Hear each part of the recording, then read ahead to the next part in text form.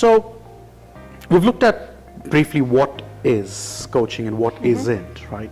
So coming to the aspect of how does it work, Colleen, right? Now this is something I struggle to explain to people, okay? Though I have a background in neuroscience, like you've helped me, you've trained me on that, okay? And I also have a background in NLP, linguistic programming, right? At times it gets a little difficult to help people understand, like, how does coaching really work? It isn't magic, okay? It's a process, right?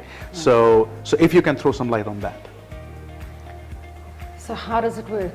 So what the coach does is the coach creates a safe space in order for the other person to do the thinking. So that's why it's not it's not teaching, training, managing. Okay, it's really creating a space for you to be brilliant.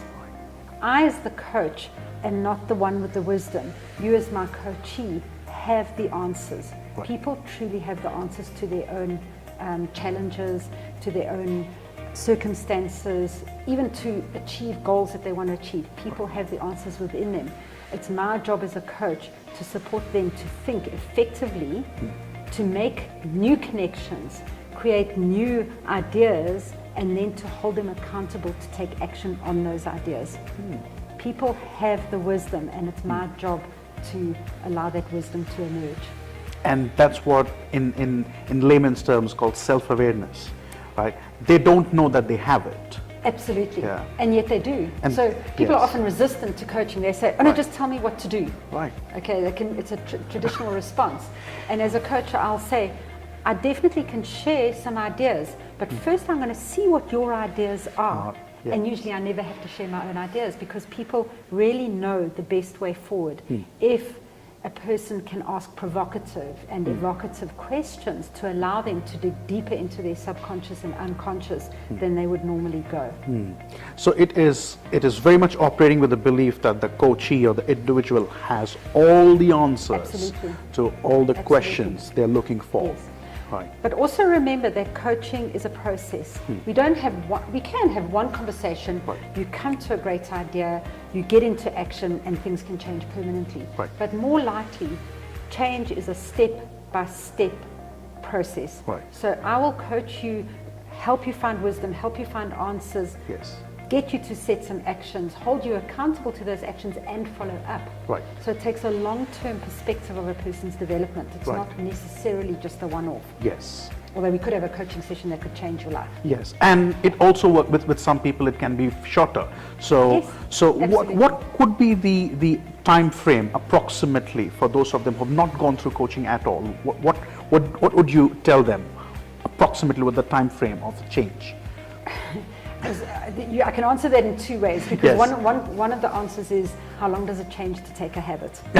Okay. Yes. I think you're asking in some ways. Yes. And it can take a second. Yes. Or it can take a lifetime. Right.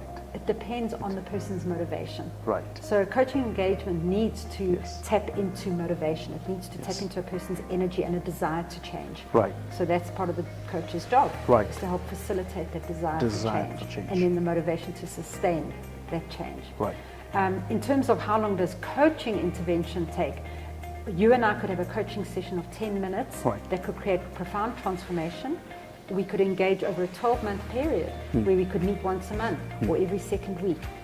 What is necessary is for the coach and the coachee to understand what is it we're working towards, and then design, co-create the appropriate kind of intervention.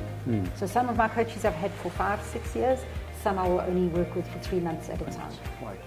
So the first part, what you mentioned, it's about the motivation.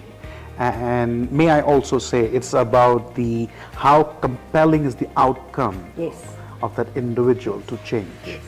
It goes around that. So the coach mostly works around that space first. In other words, it's working on the will to change and the skill to change. And also even the possibility of change, because a lot of people don't even realize what they're capable of. Right. So part of a coach's job is to help a person tap into their inner desires and their inner potential that maybe they have not even accessed before. Right. So we have to create that desired state, that vision, that objective. Coaching is always towards an objective. Right. It is not meandering around in wherever we are right now. Right. It's where are we going towards. Right. And the coach helps to facilitate that and then hold the person accountable to move towards that. Wow, lovely.